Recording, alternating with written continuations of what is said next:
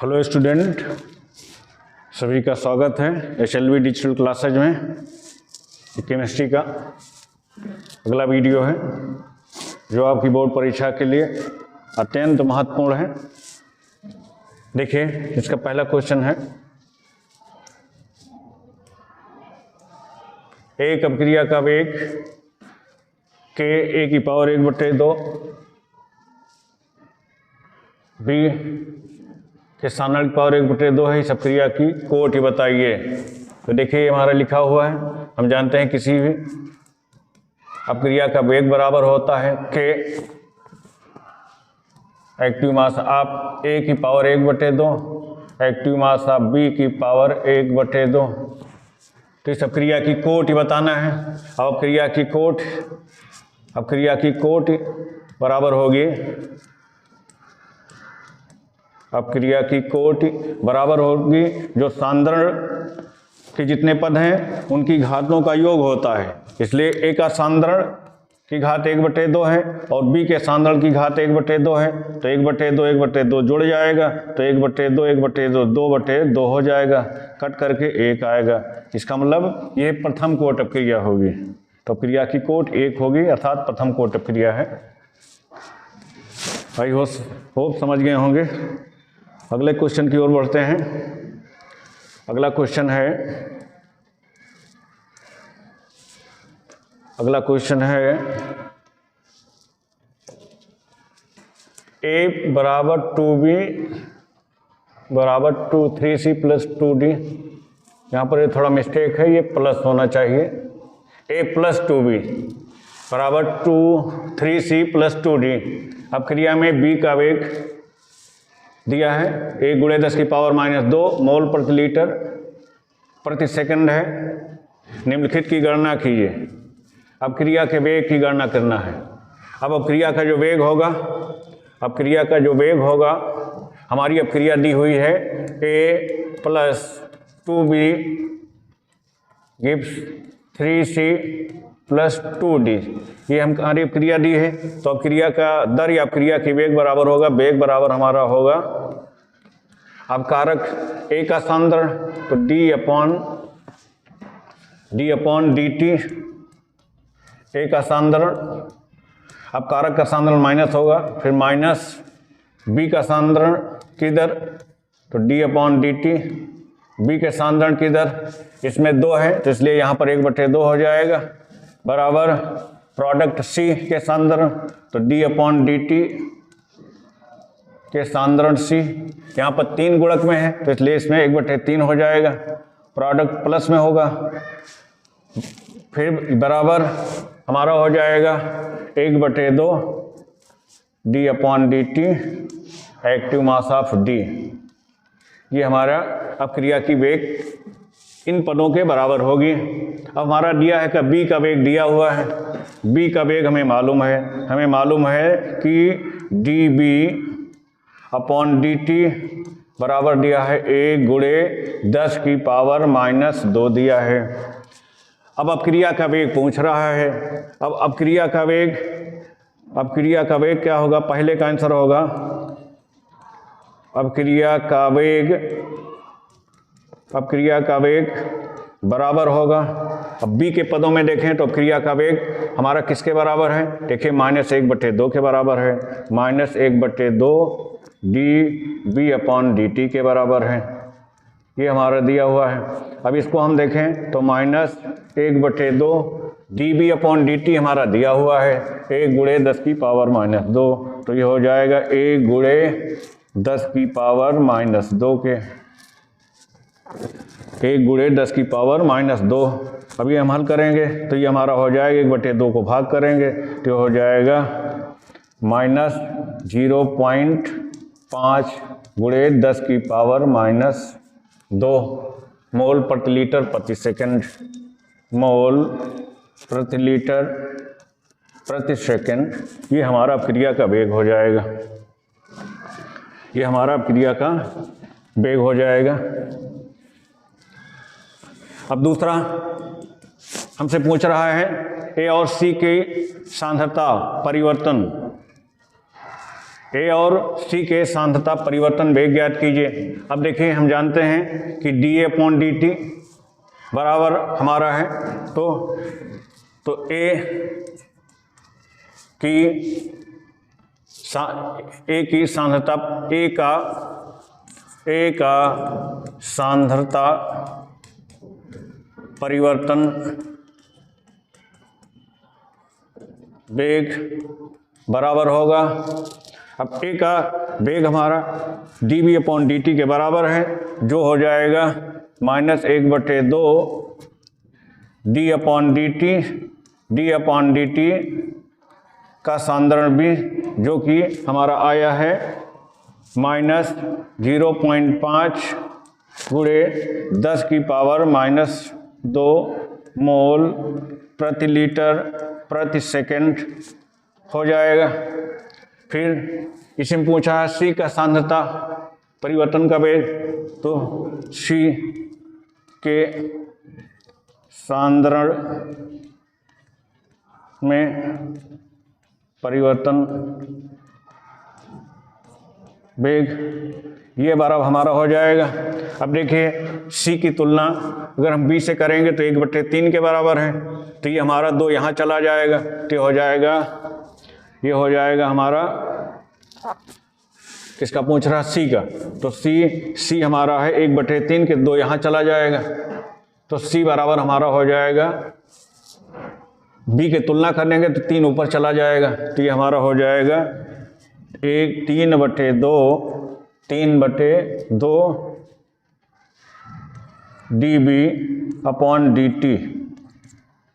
dB/dt के बराबर होगा 3/2 dB/dt, तो 3/2 हमारा है ये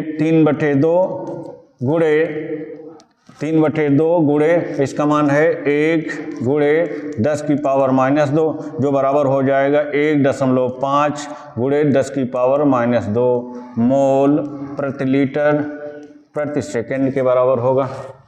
मोल प्रति लीटर प्रति सेकंड के बराबर होगा। आई होप समझ गए होंगे। अगले क्वेश्चन की ओर बढ़ते हैं। अगला क्वेश्चन हमारा है, अगला क्वेश्चन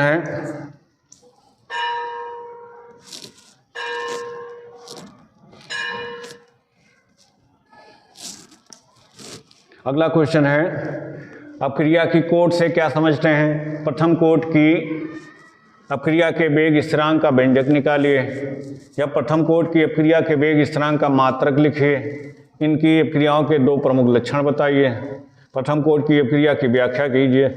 शून्य एवं प्रथम कोट की अपक्रिया में अंतर समझाइए। कई क्वेश्चन हैं। कोट की अपक्रिया के वेग स्थिरांक का व्यंजक लिखिए, इसका मात्रक बताइए। तो देखिए प्रथम कोट अपक्रिया का वेग स्थिरांक का व्यंजक आपको देखना है क्या होता है, और प्रथम कोट अपक्रिया की कोट क्या होती है। तो इसके लिए प्रथम कोट की अपक्रिया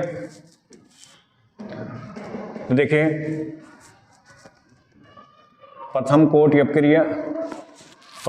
अपक्रिया हमारी होगी, प्रथम कोट अपक्रिया क्या होती है। जब किसी रासायनिक अपक्रिया में जब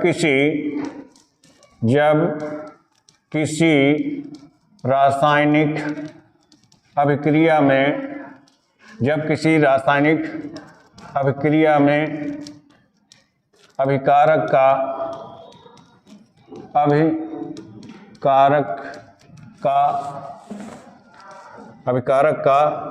एक पद अभिक्रिया वेग को निर्धारित करता है। अभिक्रिया वेग को निर्धारित करता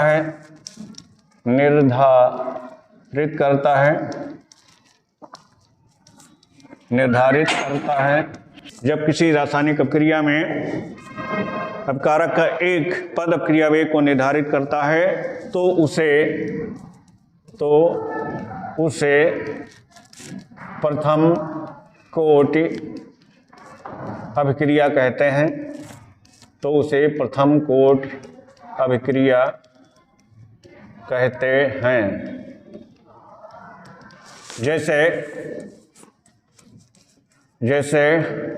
CH3COO की क्रिया अगर हम पानी से करा देते हैं H2O से, ये बराबर हमारा होगा CH3COOH प्लस CH3, पानी का OH इससे जुड़ जाएगा तो CH3OH। इसमें अभिकारक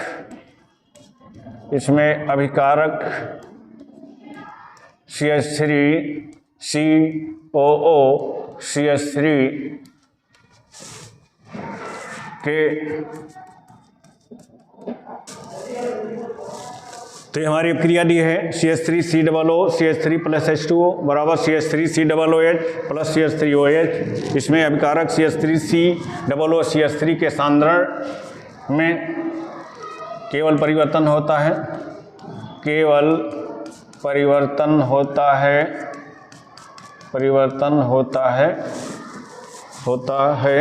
इसलिए ये है प्रथम कोट अभिक्रिया है, इसलिए ये है प्रथम कोटि अभिक्रिया है। तो हमारा यह था कि प्रथम कोट अभिक्रिया किसे कहते हैं। तो प्रथम कोट अभिक्रिया की परिभाषा आप समझ गए होंगे उदाहरण समेत। अब इसके वेग स्थिरांक की गणना करनी है, तो आगे बढ़ते हैं वेग स्थिरांक के लिए। तो कह रहा है कि अभिक्रिया की कोट से आप क्या समझते हैं।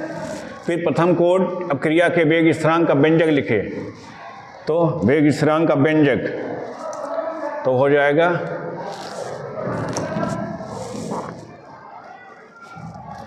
प्रथम कोट अभिक्रिया का हो जाएगा प्रथम कोट अभिक्रिया का प्रथम कोट अभिक्रिया का वेग स्थिरांक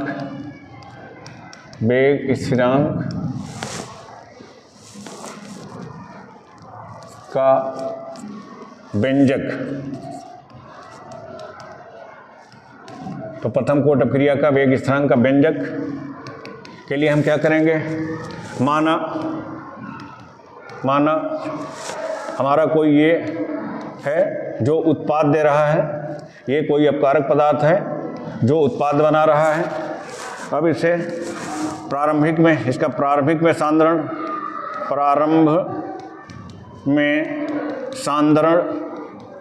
तो प्रारंभ में सांद्रण प्रारंभ में एक का सांद्रण A है, उत्पाद का सांद्रण 0 होगा। फिर T समय पश्चात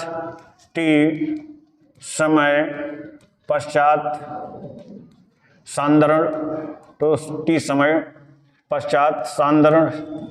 समय पश्चात हमारा सांद्रण, अगर ये हमारा X बनेगा तो ये हमारा X कम हो जाएगा, तो ये हमारा A-X हो जाएगा। अब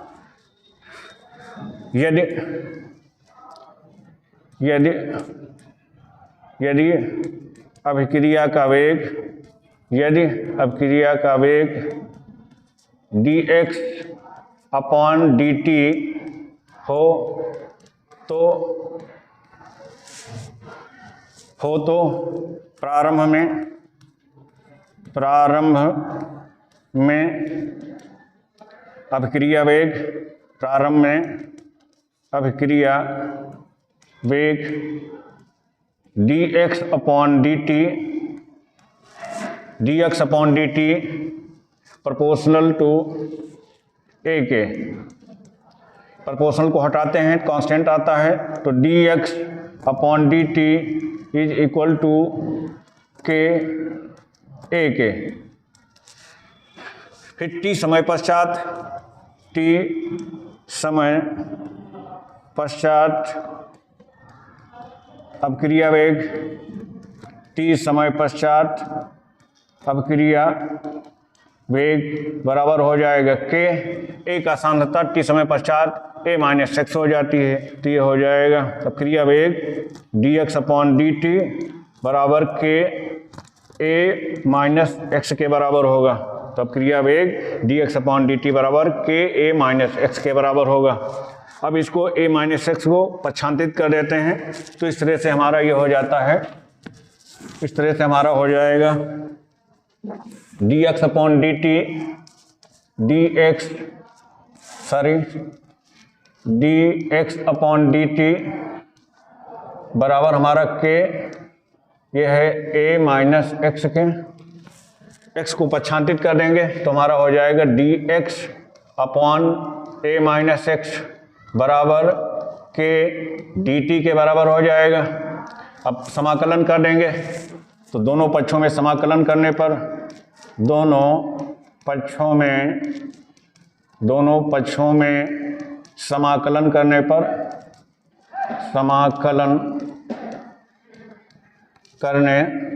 पर तो ये हमारा हो जाएगा integral dx upon a minus x बराबर k इंटीग्रल dt के।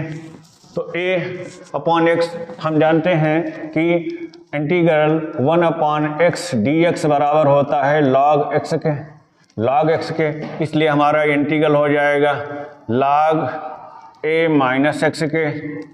वेरिएबल हमारा निगेटिव है इसलिए ये माइनस हो जाएगा, तो minus log a minus x बराबर हो जाएगा k dt का इंटीग्रल हमारा t हो जाएगा प्लस एक कांस्टेंट c आ जाएगा।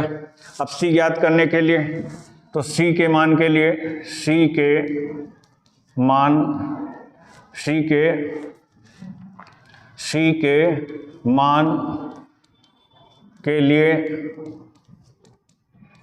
t बराबर 0 पर हमारा x 0 होगा। अब ये मान यहाँ रख देते हैं तो माइनस log a माइनस 0 बराबर k t 0 होगा बराबर c के। तो इस तरह से हमारा c बराबर हो जाएगा minus log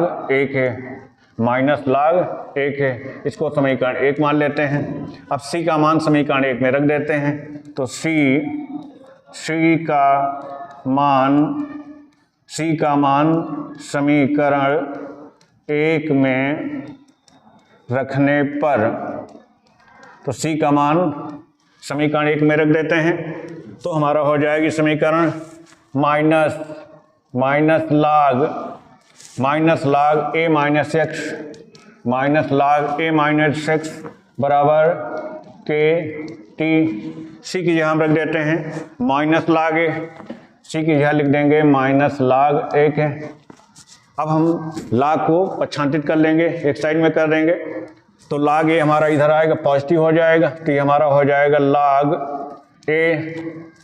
log a base e रहेगा, तो log a फिर minus log a minus x base e बराबर हमारा kt हो जाएगा।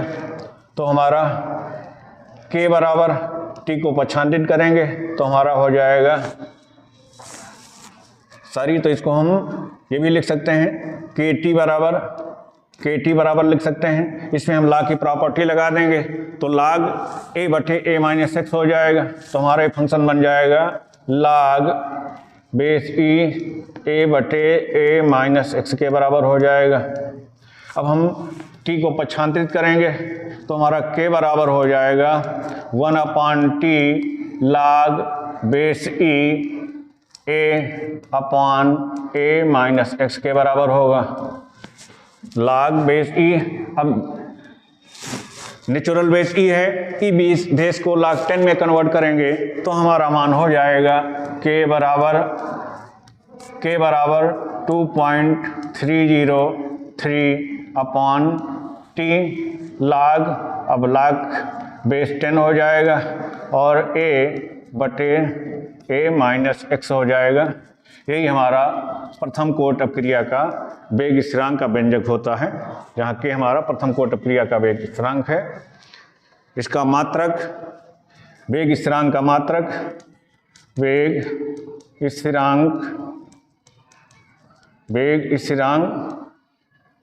स्थिरांक के का मात्रक बराबर या तो प्रति सेकंड होगा, प्रति सेकंड या प्रति मिनट होगा, प्रति सेकंड या प्रति मिनट वेग स्थिरांक का व्यंजक होगा।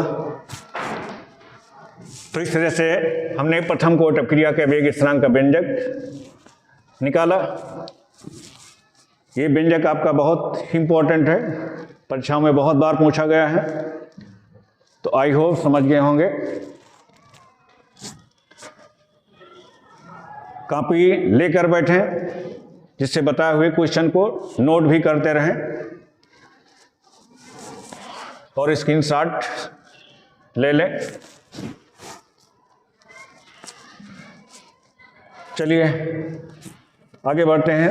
अगला क्वेश्चन हमारा है, अगला क्वेश्चन है, अगला क्वेश्चन हमारा है, केवल एक रासायनिक अपक्रिया द्वारा सिद्ध कीजिए कि ग्लूकोज में कार्बोनिल समूह उपस्थित है।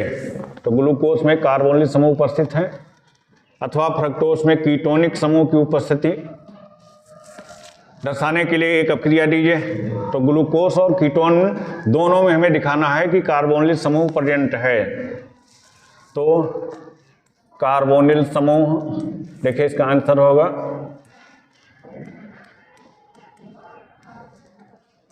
कार्बोनिल समूह की उपस्थिति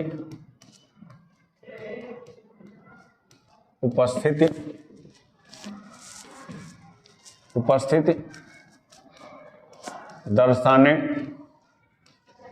के लिए, कार्बोनिल समूह की उपस्थिति दर्शाने के लिए HCN का योग, कार्बोनिल समूह की उपस्थिति दर्शाने के लिए HCN का योग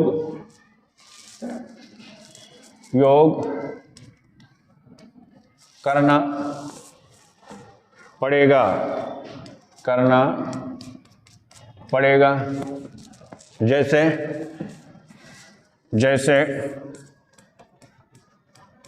अब ग्लूकोज में देखिए, अगर हमें ग्लूकोज में कार्बोनिल समूह की उपस्थिति दिखाना है, देखिए इसमें भी कार्बोनिल समूह की उपस्थिति दिखाना है, तो ग्लूकोज में अब देखिए ग्लूकोज का हमारा सूत्र होता है, ग्लूकोज हमारा सूत्र होता है CHO, तो CH डबल बॉन्ड O होता है, फिर CHOH का होल फोर्थ और CH2OH। इसकी क्रिया जब हम HCN से करा देते हैं, HCN का योग दिखा देते हैं HCN, तो हमारा सिद्ध हो जाता है कि हमारा ग्लूकोज में कार्बोनिल समूह प्रेजेंट है। अब देखिए योग में क्या होता है, ये जो CHO समूह होता है, जो हमारा CHO समूह होता है डबल बॉन्ड से लगा हुआ है, यहाँ पर ये इसका जो पाई बंध है टूट जाता है और इसकी इलेक्ट्रॉन स्थिति O पे चली जाती है, क्योंकि O की विद्युत ऋणता अधिक होती है और C की कम होती है, इसलिए O माइनस बनता है और C प्लस बनता है। जो हमारा HCN है ये यहाँ से ब्रेक हो जाता है, इसमें C की विद्युत ऋणता कम होती है इसलिए प्लस बनता है, H की विद्युत ऋणता कम होती है प्लस बनता है, C की विद्युत ऋणता ज़्यादा होती है इसलिए माइनस बनता है। इसलिए इसका प्लस इसके माइनस से जुड़ता है, इसका माइनस इसके प्लस से जुड़ता है, इसलिए यहाँ पर ये पाई बॉन्ड टूटेगा तो वो के साथ H जुड़ जाएगा और C के साथ हमारा CN जुड़ जाएगा। तो इस तरह से हमारा ये परिवर्तन हो जाएगा CH और ये हो जाएगा OH और ये हो जाएगा CN। तो O से हमारा H जुड़ गया, C से हमारा CN जुड़ गया और नीचे हमारा CHOH होल फोर्थ CH2OH बन जाता है।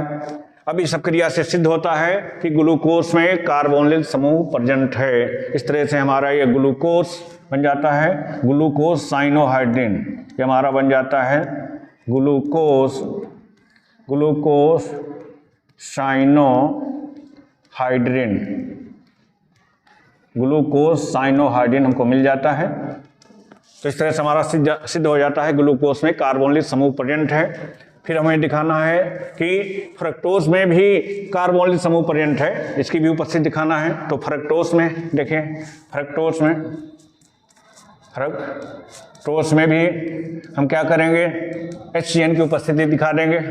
तो देखिए यहाँ पर भी फ्रक्टोज में हमारा होता है CH2OH,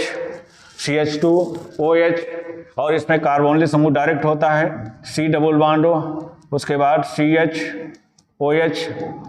CHOH का होल थ्राइस, CHOH का होल थ्राइस, उसके बाद होता है CH2OH। ये हमारा फ्रक्टोज का अणुसूत्र होता है। इसमें भी हम HCN का योग दिखा देते हैं, HCN का योग दिखा देते हैं। इसमें भी ये इसका पाई बॉन्ड टूट जाता है, जिससे हमारा O निगेटिव और C पॉजिटिव होता है। HCN में H पॉजिटिव C निगेटिव होता है, चूंकि C की विद्युत अधिक होती है इसलिए निगेटिव होता है, इसलिए CN C से जुड़ता है और H O से जुड़ता है। तो इस तरह से हमारा ये जो कंपाउंड बनता है, प्रोडक्ट बनता है, ये होता है CH2OH, फिर C सिंगल बंध OH और C से हमारा जुड़ता है CN, और फिर नीचे C से होता है CHOH का होल थ्राइस और CH2OH। इस तरह से हमारे बन जाता है फ्रक्टोज साइनोहाइड्रिन बन जाएगा। तो ये बन जाएगा फ्रक्टोज साइनोहाइड्रिन। तो ये हमारा बन जाएगा फ्रक्टोज साइनोहाइड्रिन,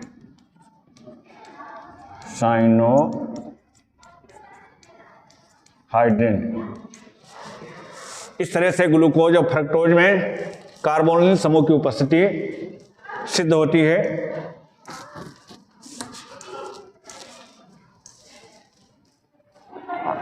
अगला क्वेश्चन है, सिद्ध होती है, ये हमारा हो गया। अगला क्वेश्चन की ओर बढ़ते हैं। अगला क्वेश्चन हमारा है,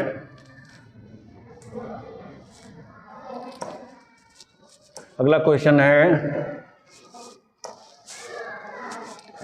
9 ग्राम ग्लूकोज को 500 ग्राम जल में घोला गया, 1.013 बार दाब पर विलयन का क्वथनांक ज्ञात कीजिए। जल के लिए Kb का मान दिया हुआ है, Kb का मान दिया हुआ है। अब देखिए हमें क्या निकालना है, विलयन का क्वथनांक ज्ञात करना है। 2022 में भी पूछा गया, 19 में भी पूछा गया है सवाल। तो क्वथनांक ज्ञात करना है हमें, क्वथनांक ज्ञात करना है। तो देखिए हमारा जब कोई अवाष्पशील पदार्थ, ग्लूकोज हमारा अवाष्पशील पदार्थ है, जब किसी अवाष्पशील पदार्थ को जल में घोलते हैं तो उसके लिए अणुभार निकालने का जो हमारा फार्मूला होता है वो होता है m बराबर 1000 गुणे क्वथनांक के लिए है तो हो जाएगा Kb गुणे विलेय का भार स्मॉल w बटे क्वथनांक में उन्नयन डेल्टा Tb गुणे विलायक का भार कैपिटल W। ये हमारे हो जाते हैं। अब हमें इसमें निकालना है डेल्टा Tb। अब डेल्टा Tb यहाँ से हम कंसीडर कर लेते हैं, क्वथनांक में उन्नयन कंडीशन कंसीडर करते हैं, तो इसको यहाँ लाएंगे पक्षांतरित करके, तो होगा डेल्टा Tb बराबर, ये हम नीचे आ जाएगा तो होगा 1000 गुणे Kb गुणे स्मॉल w बटे m गुणे कैपिटल W मान रख देते हैं। तो ये हमारा हो जाएगा 1000 गुणे Kb। जल के लिए मोलर स्थिरांक दिया है, ये दिया है 0.52 गुणे स्मॉल w दिया है हमारा 9 ग्राम है, ग्लूकोज हमारा 9 ग्राम है तो 9 हो जाएगा बटे अणुभार ग्लूकोज का हमारा अणुभार जो होता है ये हमारा होता है C6H12O6। इसके लिए हमारा अणुभार ये 6 गुणे 12 प्लस 12 गुणे 1 प्लस 6 गुणे 1 16 गुणे 1। तो इस तरह से ये हमारा कुल मिला के बनेगा ग्लूकोज का अणुभार हमारा बनेगा 180। तो ये हमारा ग्लूकोज का अणुभार हो जाएगा 180 गुणे कैपिटल W, कितने जल में घोला गया है 500, तो ये हमारा हो जाएगा 500 हो जाएगा 500। अब इसको हम काट देते हैं, तो देखिए काट देंगे तो 9 एकन्ना 9, 1 शून्य से ये 1 शून्य 2 शून्य 3 शून्य, 1 शून्य 2 शून्य 3 शून्य कट गए। अब यहाँ से काट दिया 9 एकन्ना 9, 9 दूनी 18, ऊपर हमारा होता है 0.52, नीचे हमारा बचता है 2 गुणे 5, 2 गुणे 5 बराबर हो जाएगा 0.52 बटे 5 दूनी 10, एक अंक दशमलव हमारा और खिसक जाएगा। इस तरह से हमारा मान हो जाता है 0.052, 10 से भाग करेंगे, एक अंक दशमलव और लेफ्ट में खिसक जाएगा। इस तरह से हमारा क्वथनांक का उन्नयन डेल्टा टीबी बराबर हो जाता है 0.052। तो इस तरह से हमारा एक क्वथनांक होता है। अब दिया है कि ये 1.013 बार दाब पर बिलियन का क्वथनांक ज्ञात कीजिए। चूंकि 1.013 बार दाब पर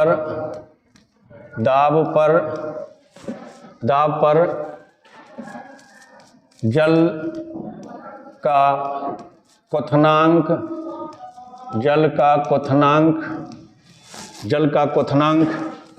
T1 बराबर हमारा होता है 373.15 होता है, केल्विन के बराबर होता है, 315 केल्विन होता है।